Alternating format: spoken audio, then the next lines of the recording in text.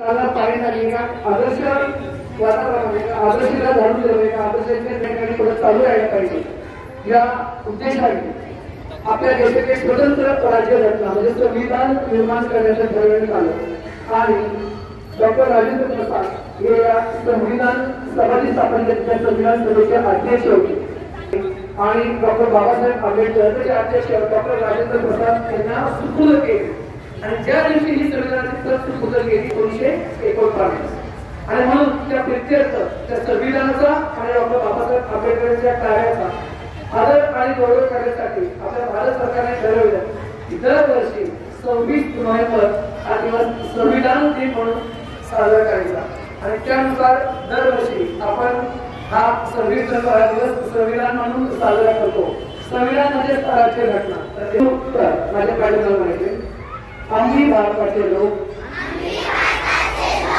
भारताचे एक सार्वभौम समाजवादी धर्मनिरपेक्ष लोकशाही गणराज्य घडविण्याचा व त्याच्या सर्व नागरिकांस सामाजिक आर्थिक व राजनैतिक न्याय विचार अभिव्यक्ती विश्वास श्रद्धा व उपासना यांचे स्वातंत्र्य दर्जाची व संधीची समानता निश्चितपणे प्राप्त करून देण्याचा आणि त्या सर्वांमध्ये व्यक्तीची प्रतिष्ठा व राष्ट्राची एकता आणि एकात्मता यांचे आश्वासन देणारी बंधुता प्रवर्धित करण्याचा संकल्पपूर्वक निर्धार करून आमच्या संविधान सभेत आज दिनांक 26 नोव्हेंबर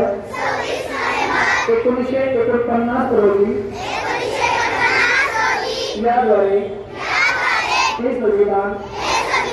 अंगीकृत आणि अधिनियमित करून स्वतंत्र अर्पण करीत आहोत। जय हिंद। भारत माता की भारत माता की भारतीय संविधानाचा भारतीय संविधानाचा